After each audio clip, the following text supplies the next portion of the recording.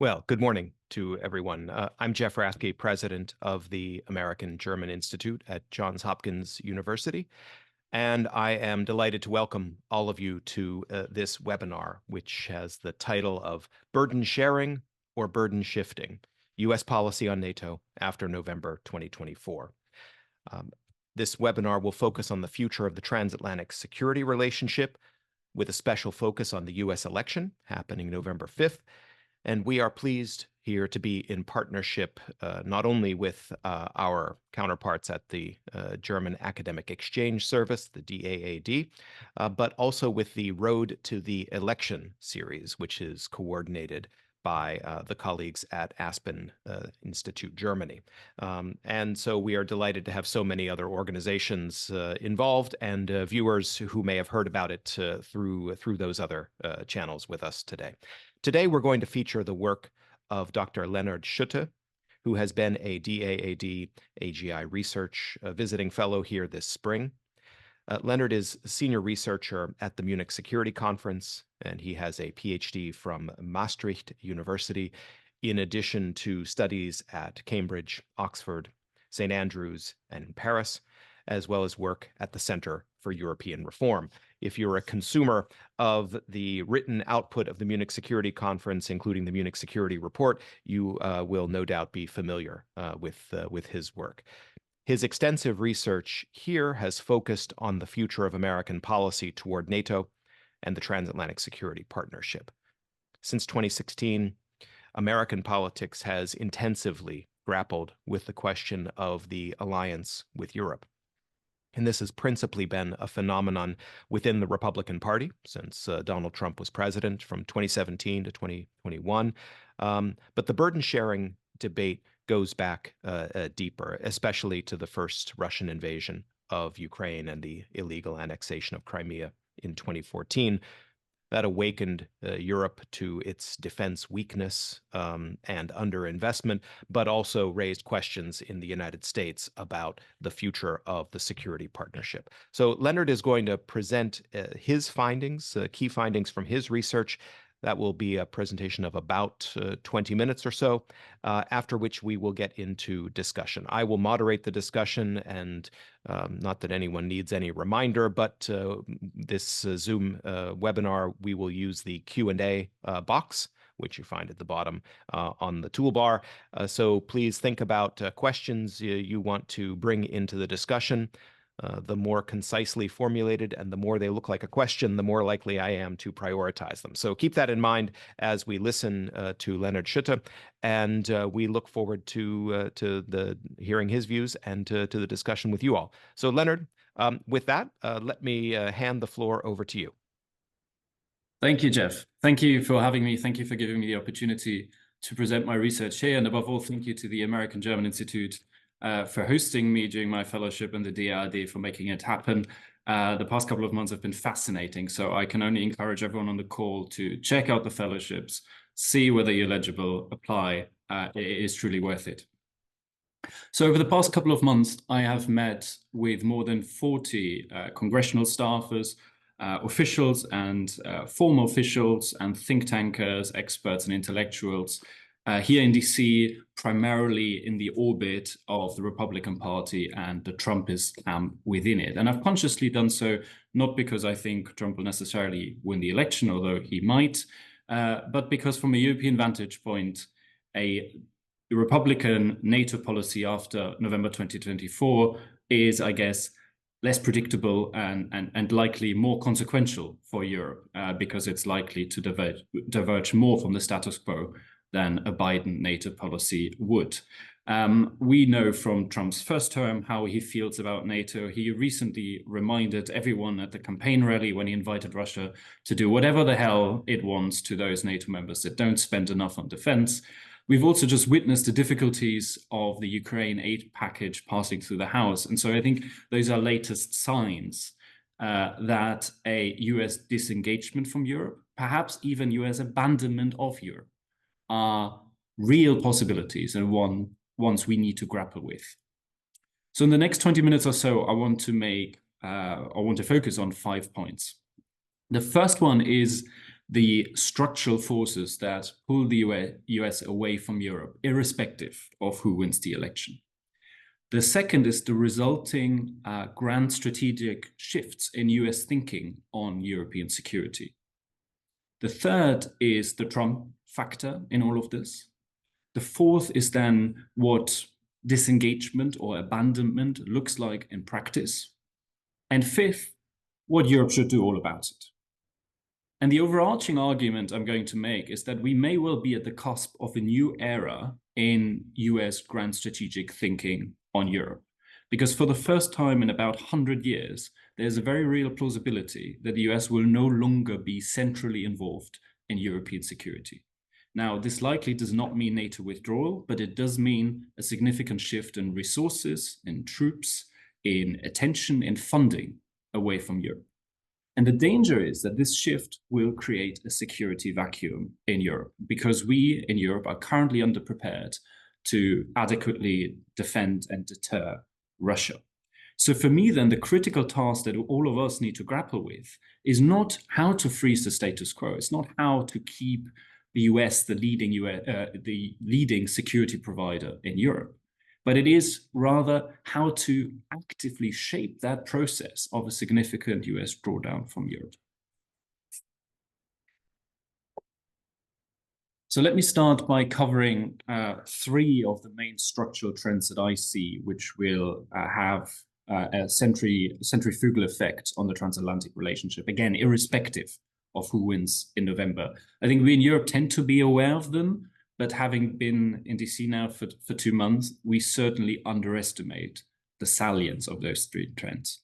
The first one, obviously, is the shift of power to the Indo-Pacific and the growing tensions between China and the US. It is truly striking how bipartisan the view here is in DC of the urgency of the China threat and the very real possibility of a hot war with China in the foreseeable future. It's almost talked about in a casual manner. It's a subject of almost every discussion here. Everything is viewed through that lens. People here are really concerned about the Chinese military buildup, in particular on naval and nuclear capabilities. People are concerned about Xi Jinping's bellicose rhetoric towards Taiwan and his efforts to sanction-proof the Chinese economy. And unsurprisingly, if there is a bipartisan view of the plausibility of a hot conflict with China in the Pacific, that draws attention away from Europe and other parts of the world, for that matter. The second structural trend I see is demographic. So for one, the old Cold War generation of usually, white men, transatlantic hawks who've been dominating US foreign policy for decades is retiring. We see this generational divide in Congress. If you look at the statistics on the Ukraine aid bill, the clear tendency was the older you are and the longer you've served, far more likely you were to vote in favor of it. So there's a strong generational gap. And such a generational gap is actually present among the US public too. Recent survey data by the Chicago Council shows that young Americans are far less willing or far less in favor of a very active US involvement in the world. Aside from the age dimension of that demographic shift, there's of course also an ethnic one. The more diverse the US becomes, the greater the share of people with non-European backgrounds, the more likely it is that, naturally reference points will change, foci will change, and Europe will no longer be the primary occupation. The third trend that I see, and that is indeed one I think we almost totally ignore in Europe, is the perception here in the US of growing resource scarcity. And that scarcity has a fiscal dimension, it has a public support dimension, and it has a military dimension.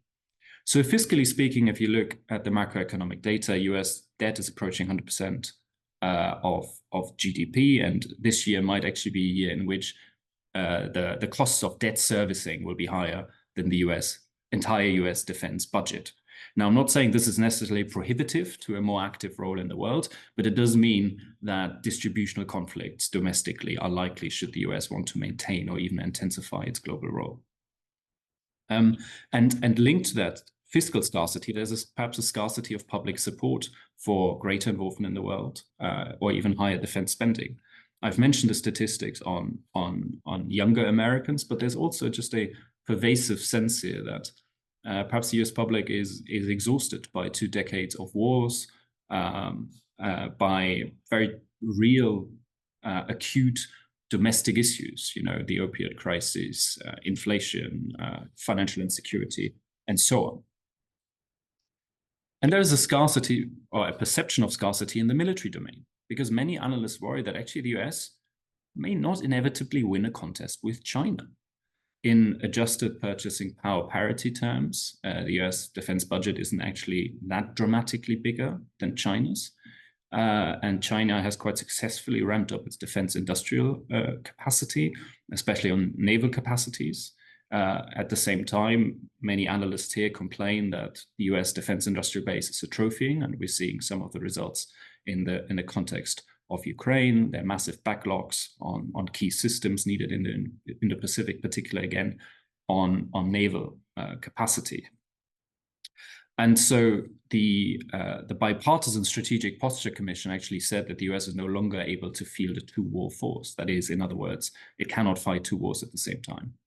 And that in turn means that, of course, systems that are currently deployed elsewhere and are relevant for the Indo-Pacific may well have to be redeployed in case of a contingency. I think that's a very real specter. Now, I'm not saying that those structural forces predetermine policy. We all know that structure needs agency to materialize, but I think they very much shape US policy. They are the guardrails to US policy, and we in Europe need to pay much greater attention to them, because, let me emphasize this again, those apply irrespective of whether it is Trump or Biden in the White House. So as a consequence, under these 3 conditions, power shifts to China, demographic change in the US, and perceptions of scarcity, the US grand strategy towards Europe may well be rapidly changing. Just a brief history lesson, forgive me, but since World War I, US grand strategy has always been Eurocentric, or at least had a very Eurocentric component, with the overarching objective of preventing hegemony on the continent. As you well know, the US intervened in both world wars and then became the leading security provider during the Cold War. Now, from the 2000s, of course, Europe started to play a lesser role amidst the war on terror and the rise of China. But Europe has always been considered a critical secondary theater for the US, where the US had vital national interests. And I think the Biden administration's initial response to Russia's attack in Ukraine actually testifies to that view. But my point is that this could very much change after the election, because a new grand strategy is currently being forged by a fairly heterogeneous group of former Trump officials, some people in Congress, and other intellectuals in the Republican intellectual environment. And at the core of this new grand strategy is the objective to create a non-US centered security architecture in Europe, and in the Middle East for that matter, in order to free resources to focus variably on China and or on domestic issues. And so the US, in that view, would merely play a marginal supporting role rather than shouldering the bulk of conventional deterrence in Europe. Because these people believe that Europe can actually defend itself if it pulls itself together, and that there is no danger of Russian hegemony in Europe. And so for them, doing anything more than the bare minimum would be a distraction, it would be a drain on resources. Now, I'm not saying that this view is already dominant. They are obviously still hawks in the party in favor of a global US role, and who believe that the US has the resources to fulfill that role. But the group arguing for a new US grand strategy is definitely gaining influence, both in Congress, if you look at J.D. Vance and Josh Hawley were probably the torchbearers of that movement, but also in the ecosystem surrounding the GOP. You just need to visit some of the think tanks here, such as the Heritage Foundation, and you'd be struck by how much of a shift in worldview there has been over the recent years. And in fact, if you listen to some of the erstwhile hawks, very prominent ones, I can think of people like Marco Rubio. Now, they're not quite in that new camp, but they are starting to use the language of Asia first. They're starting to use the the language of prioritization amid scarcity. And those may be, the sign of changing times. And actually, if you look at the crisis over the Ukraine aid bill, it could well be a harbinger of what is to come. Now, the comparison is imperfect because the Ukraine bill has also been subject to a lot of domestic politicking. But if you listen to the arguments that are invoked by the opponents of the bill, they mirror very much the arguments that the new grand strategy crowd relies on. The US is overstretched. We should focus on Asia. It's Europe's job to sort it out. Now, we don't quite know where Trump is on this meta debate, and chances are he doesn't know that himself necessarily. So we'll only really know about the balance of power between the different foreign policy tribes when Trump, or if Trump, appoints his cabinet and senior positions. So I think, the saying that personnel is policy is really, really accurate in this context. So, I think that's something that we all need to look out for. So then let us talk about how Trump fits into this discussion. Whenever I talk to people about Trump and NATO, I hear the retort that, well, during his first term, Trump didn't fundamentally change his grand strategy towards Europe and NATO, so why would he do that now? Now, I think this somewhat distorts history. It is true that, of course, Trump didn't withdraw the US from NATO. Actually, spending on European defense went up, and several meaningful NATO reforms on military readiness and otherwise happened under his watch. That is true. But my point would be that these things happened despite, not because of Trump. We know that Trump toyed with the idea of publicly announcing that he'd pull the US out of NATO. His public questioning of Article 5 did enormous damage to the credibility of the alliance. And we know that it was actually Defense Secretary Mattis at the time who played the leading role in shaping US policy toward NATO on the ground. So we shouldn't fool ourselves thinking that Trump's views and comments are just for show. In fact, I think his critical views on NATO and Europe are among the few views he's held consistently over time. You can go back to the 1980s to find comments from him that are critical of burden sharing and the role that European allies are playing. So for all the talk about Trump being transactional and, with a good deal, we can placate him, I think he's actually fairly ideological when it comes to Europe. And that is something we need to bear in mind. Another thing about Trump is that Trump too could be Trump squared. And what I mean by this is that he is likely to be less constrained than he was during his first term. Now, Trump and his entourage obviously know now how to run the system much better than they did in 2017. Many of the so-called adults in the room will have left. Trump now has way more allies in Congress, with the new right ascending, than he did during his first term. There's also now an ecosystem around Trump that has prepared his agenda, that drives his agenda, and that is preparing to take over the system. If, the Heritage 2025 project is, of course, the most prominent one, but there are also many other initiatives that are preparing the substance and systematically vetting people to staff the administration with Trump loyalists. There's also still the specter of the Schedule F executive order that sought to replace many more than the 4,000 political appointees by Trump, so to really take over the state apparatus. So that specter is still looming large too. And all of this is to say that there will likely be far fewer guardrails to prevent radical policy on NATO or otherwise during a second Trump term, and we should prepare ourselves for that.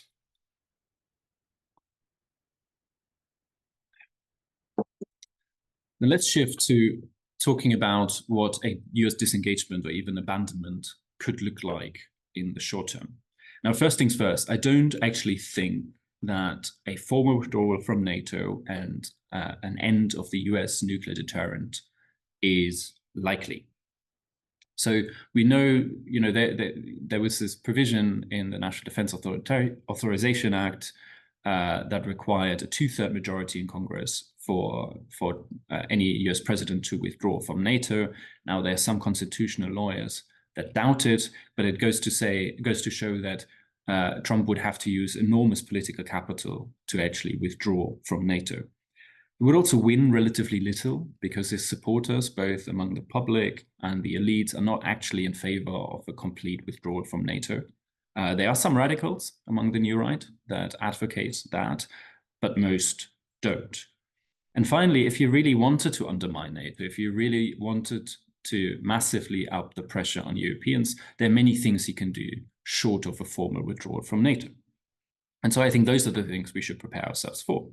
And they mean, or they include things like continuing, of course, to berate Europeans for inadequate defense spending. Now, this is new, but I would venture to guess that in tone, it will sound very different from other US presidents. It will sound probably as radical, if not more radical, than Trump during his first term. And we've already heard that what he'll also likely to do is to condition Article 5, rhetorically, on adequate defense spending. I mean, he said as much during the campaign rally, and there's some of his likely advisors, there's a chap called Keith Kellogg. He floated the idea of a two-tiered NATO, where there is a core of NATO allies whom the Trump administration would deem worthy of defending, probably based on defense spending, and others that are not.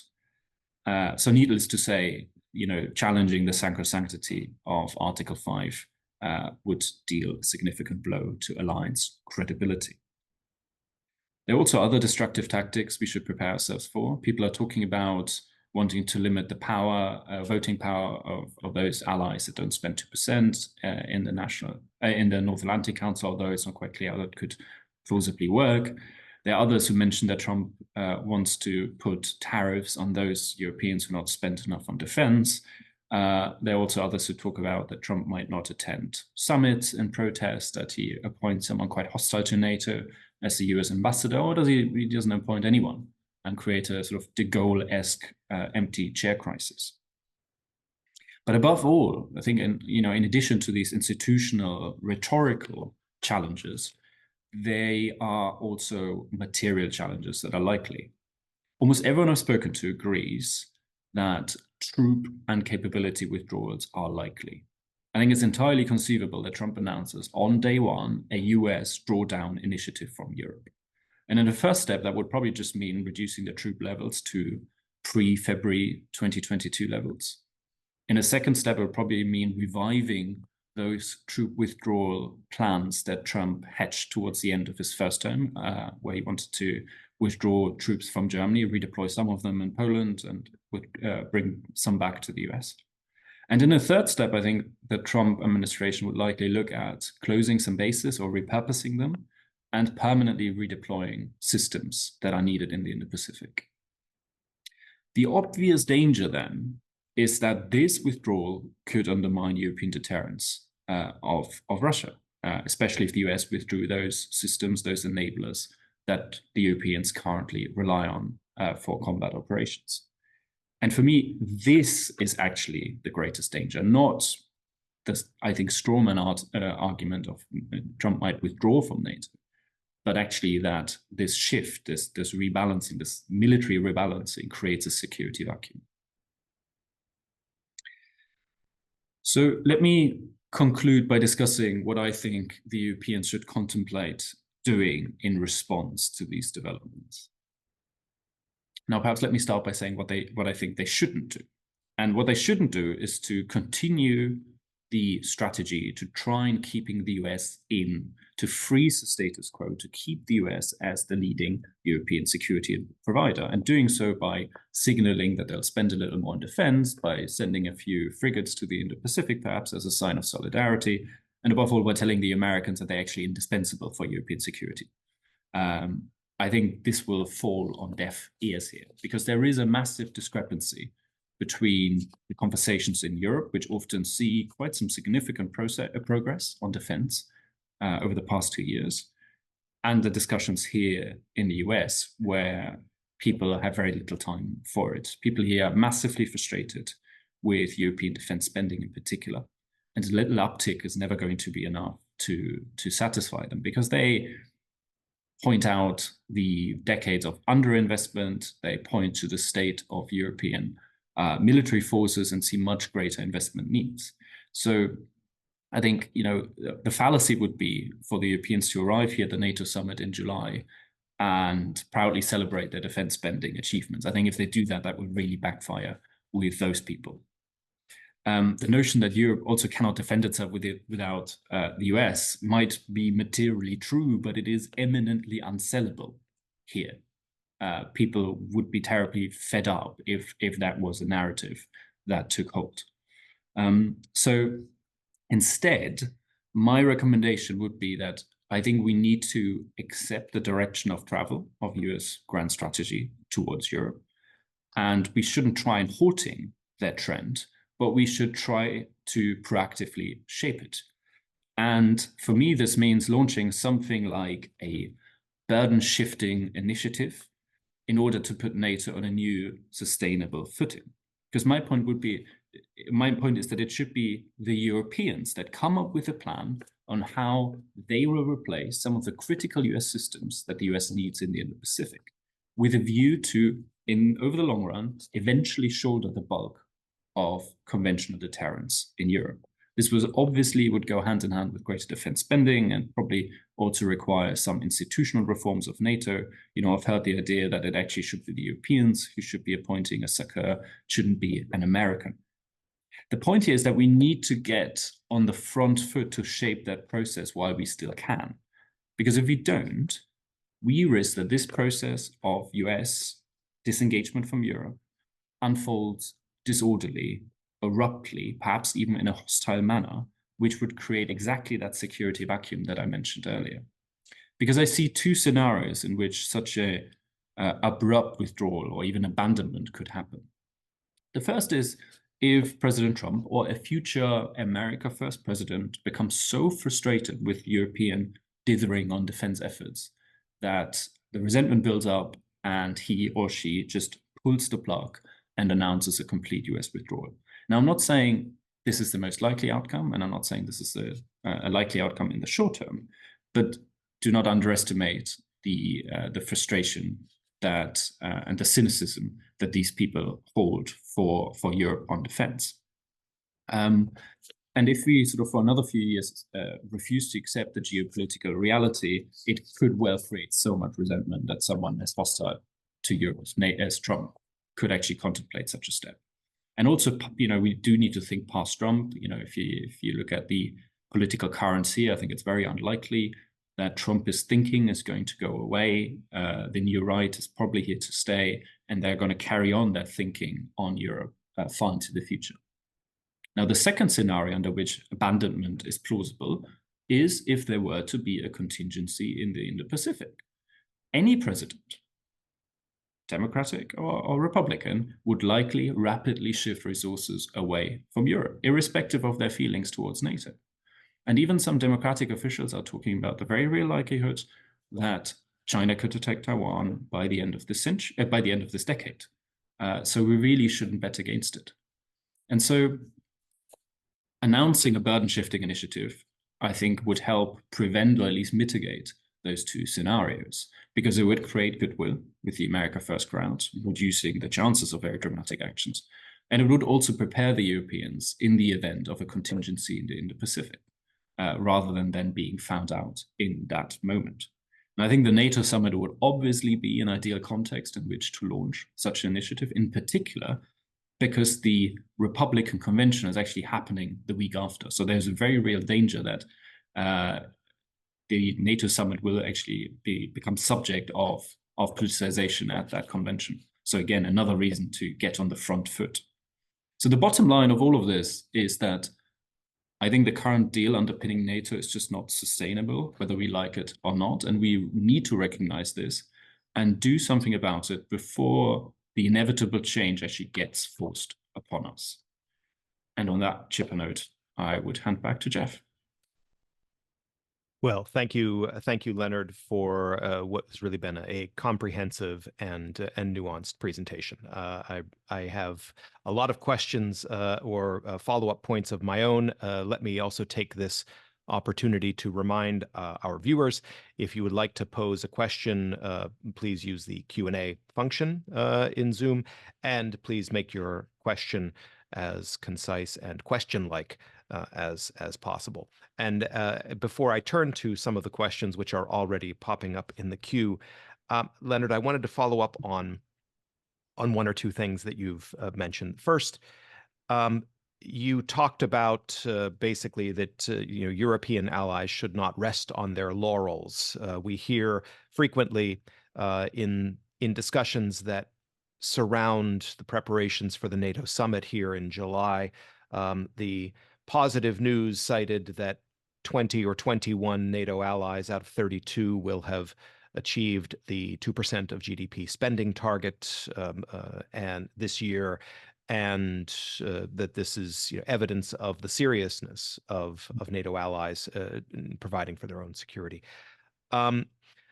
At the same time, one also hears around Washington the view that either 2% is the new 3% is the new 2%. In other words, 2% is no longer an adequate guidepost for whether countries are investing the necessary resources into their defense. That leaves aside capabilities and specific areas of focus. But can you say a little bit more about that dynamic, which I imagine you might have encountered not only among Republicans, but also among Democrats or people aligned with the Democratic Party? Yeah, absolutely. I mean, my impressions here resonate very much with what you said. There's not been a single person who agrees that 2% is enough. And as you say, this includes several people from the Democratic Party who say, 2% is the bottom line. It is the minimum, not the objective. And again, they point to what European defense spending has brought them, and they point to the readiness or the lack of readiness of European armed forces. They point to the massive capability gaps we have. And the Polish Prime Minister and President were in DC a few weeks ago where they made the argument, we should be, the NATO target should be something like 3%. The Brits only yesterday announced that they're going up to 2.5 by the end of the decade. And so I think the political pressure will rise significantly to aim for something much higher than that. Now, if you tell that to some of the Europeans, where we've just had very painful public debate about even reaching 2%, and it's really required massive political capital to get there, this will obviously be something they don't want to hear. But the currents are definitely pointing in that direction. And so I think we both need to prepare ourselves on a communicative level of how are we going to deal with demands that go way past 2%. And also think about the budgetary dimension, how we're going to get there, because the demand will definitely be there. And of course, it will be louder and more violent rhetorically under a Trump administration, but a Biden administration too will demand much greater European defense efforts. You are muted. Yeah, thanks. Let me hit upon one or two other aspects before I begin taking questions from our viewers. So now I'd like to zero in on the different ways in which I think you used the phrase disengagement and rebalancing could take place. Let me start, not to be pedantic, but just to remind the text of Article 5 of the North Atlantic Treaty. It's very short. The parties agree that an armed attack against one or more of them in Europe or North America shall be considered an attack against them all, and consequently they agree that, if such an armed attack occurs, each of them, in exercise of the right of individual or collective self-defense, will assist the party or parties so attacked by taking such action as it deems necessary, including the use of armed force, to restore and maintain the security of the North Atlantic area. Now, I say that because there is not very much that is prescriptive in Article 5, and that is sometimes lost, I think, in the public discussions about Article 5 as the center of the transatlantic security bond, and it is, but it does not really specify how and in what ways the United States or any other ally should act. And so what have you heard in your interviews and what have you discovered in your research about specific ideas about what Article 5 might require or not require? You mentioned the nuclear sharing arrangement, but are there further reflections on the thinking among, especially in the Republican Party, and this sort of new paradigm you've described about what Article 5 means or doesn't mean? Yeah, it's obviously a very sensitive subject, and I don't want to scare people off, but I've recurrently heard very serious doubts about US willingness to honor Article 5 in the way that it is publicly understood. I think it was good that you pointed out that actually Article 5 isn't that prescriptive. It doesn't automatically mean a sort of a military response to a contingency. And I think amidst the general trends of disengagement, there will be much greater question marks over the credibility of the US deterrent, especially vis-a-vis states that Americans here consider far away on the eastern flank. Some of those are more difficult to defend than others. I've heard some very worrying things about that. Now, on the flip side, I should say that I've barely heard anyone talk about wanting to end the US nuclear umbrella.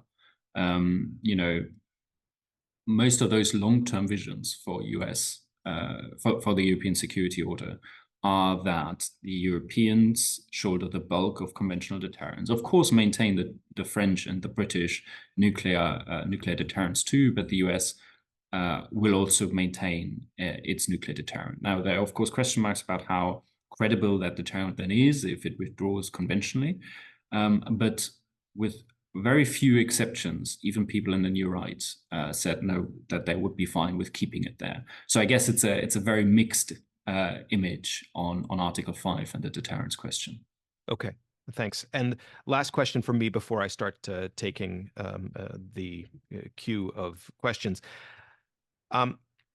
You talked about an Indo-Pacific contingency in which the United States might have to relocate systems and capabilities to the Indo-Pacific. Those might come from the continental United States or other places where they're deployed worldwide, but some of them could come from Europe. So can you say a little bit more about what types of capabilities and systems people should be thinking about when they contemplate the U.S. potentially being in a situation where it might feel an either-or decision, especially about relocating things out of Europe? Yeah, I mean, this is obviously a question really for the defense planners, and there's been a very vibrant debate about what systems are actually needed in the Pacific for what would be a mostly naval-based war. What are the systems needed in a European theater, which is a land war? So there's certainly not a perfect overlap between them. But there are, people talk about many of the enablers that are necessary in both theaters. They talk about reconnaissance, they're talking about air power, they're talking about ground-to-air missiles, air defense, intelligence, these sort of things. But they're also talking about the sheer industrial capacity to then, ramp up that capacity to produce the systems needed in the Pacific. So it's not just about existing systems, it's also about military capacity. And then, of course, it's about political capital and attention, as we're currently experiencing here. The crisis in the Middle East is taking up a lot of political attention. So, there's almost this tripartite argument in favor of the Indo-Pacific, that is existing military systems, industrial capacity, and political capital. Okay, thank you.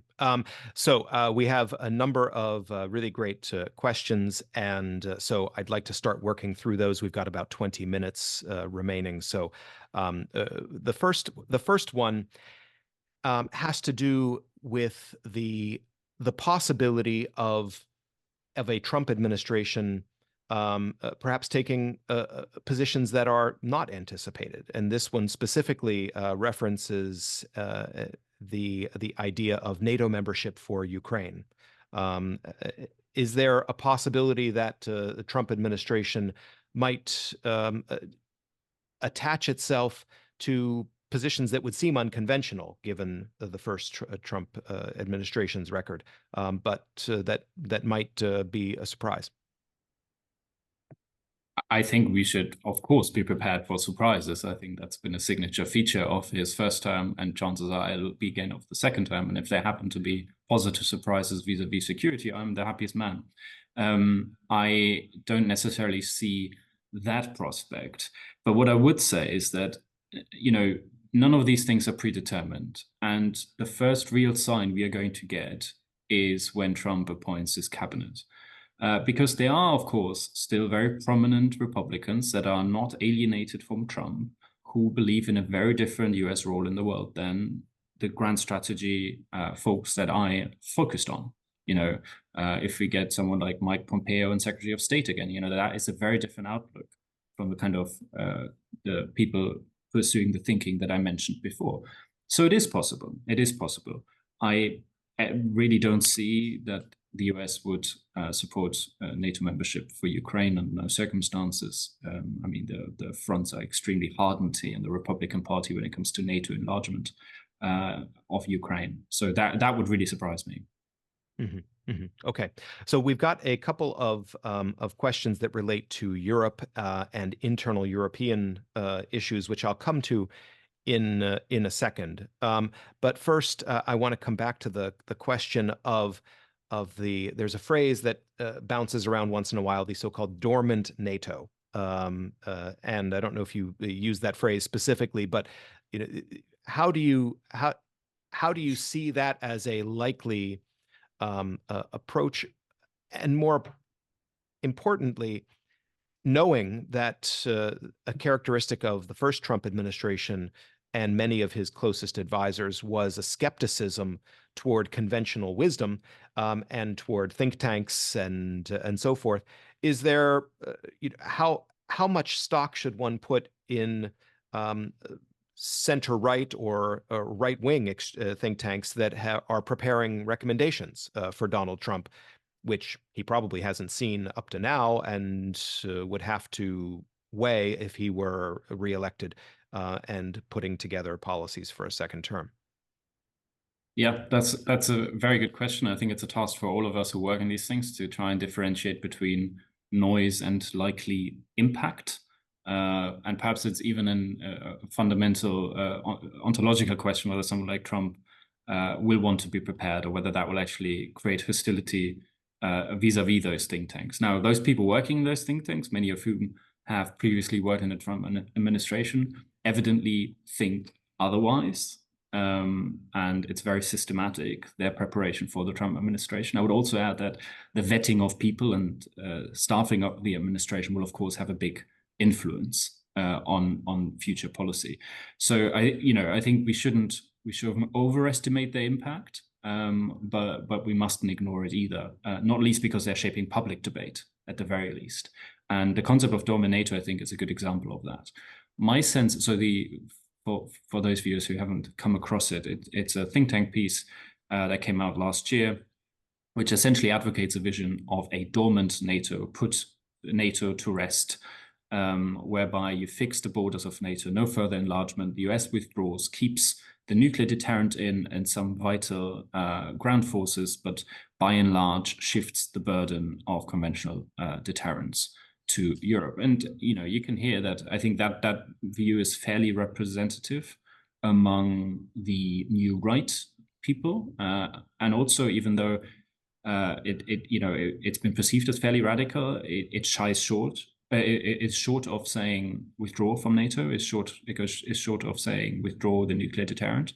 So in some ways, I think that might be the landing zone. But let me come back to a point I made during my talk. I think it's all good and well to agree on that outcome. The very real question is how we get there. Is this something that's got to be implemented in a few years? Is it abrupt? Is it then inevitably disorderly? Or is there a way for us to shape the process so we can stretch out that process of arriving at that conclusion in order to avoid that security vacuum? Mm-hmm. Mm-hmm. Okay. One question I see, which is which goes back to the distinction between the views of Donald Trump, the anticipated nominee of the Republican Party for this election, and other leading figures. In particular, with regard to the question of a U.S. withdrawal from NATO or the threat of a withdrawal from NATO, does that actually have broader support among leading politicians, such that, or is it really an idiosyncratic position of Donald Trump that, after either a second Trump term or if he loses the election, might then be expected to sort of disappear from the stage? Yeah, I haven't heard anyone really say we need to withdraw from NATO. I've read a couple of things about it, but the people I met, none of them said a formal withdrawal from NATO is both likely or necessary. Because, as I outlined at the beginning, there are many things short of a withdrawal one can do. And I guess there's some sort of legacy value in just keeping the alliance, keeping some influence in Europe, and not going through the enormous political cost that a withdrawal would mean. And I think that also holds for not just sort of think tankers, but also senior politicians. I mean, certainly more in the Senate than in the House. But I do get the sense it's fairly idiosyncratic. What is not idiosyncratic is the underlying vision of a new security order in Europe with a much smaller US involvement. That is not idiosyncratic. That is, I think, increasingly held among Republicans. Okay, let's shift to some of the European dynamics that are raised by your presentation and in some of the questions. First, there is a question about whether the scenario you have described in which Europe needs to take on greater responsibility, does that mean that it is essential for Europe to increase the efficiency and output of the defense sector by having something like a single market, for example? Would that be essential? How do you look at the European dynamics in the internal European organization? Yeah, that's a really good question, because if we need to step up, there are many ways we need to do in Europe to ensure that. So I think that point on the single market is absolutely essential. We know how inefficient the European defense industrial base is, largely because it's still operating under sort of national paradigms. It also pertains to the EU initiative, many of which are quite meaningful. And we've just had the publication of the European Defence Industrial Strategy, the European Defence Industrial Programme, which seek to incentivize both the ramp up of defence industrial production in Europe, further harmonization, synergies, but also incentivize joint procurement among Europeans, so that actually, we get much more efficient in the kind of things we procure. We ensure that they're interoperable, we ensure that they're not duplicated. And I think if you were to come up with a plan where we actually have to specify what sort of systems the Europeans will get acquired to replace the Americans, that will be even more important doing so. Now, the elephant in the room, of course, is funding. It's always been the big problem for European defense.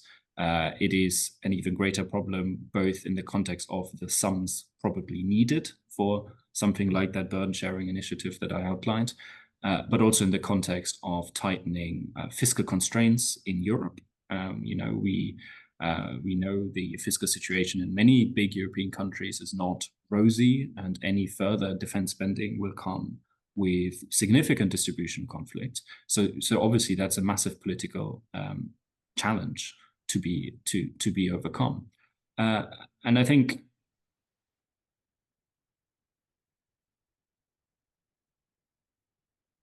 the current programs are underpinned by fairly paltry sums. I think the idea of defense bonds on the European level is gaining traction, not just among think tankers, but increasingly also among European member states, and surprisingly even among some of the frugal member states who've traditionally opposed such collective debts on the European level. So those are the things I think we need to be looking at, and absolutely significant EU defense reforms are prerequisites for doing anything that I suggested, and also just generally a more convincing effort on defense.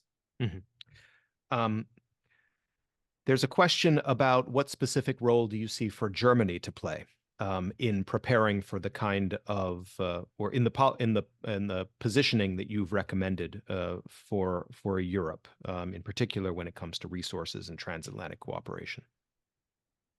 Germany has a central role to play for many reasons. We know it's the biggest economy. So any significant defense spending uptick there will be felt across the continent as a significant defense industrial base. It would also, from a military standpoint, be probably alongside Poland, the country that provides most or the most significant share of that conventional deterrence in Europe, simply because it has a big army, and that's a role it played during the Cold War. It is also probably the one that needs to be convinced yet, much more convinced than someone like President Macron, who probably tomorrow at the Sorbonne will talk about his vision for European strategic autonomy or European sovereignty that might actually, go into some of that direction that I outlined. So yes, absolutely. Germany will be central in this, central in terms of its domestic politics, but also in terms of the leadership it needs to assume in order to take other Europeans along that path. Okay, thanks. There are still a number of questions remaining, so I'm going to try to make my way through as many of them as I can. What are the implications of your analysis for the continued arming of Ukraine?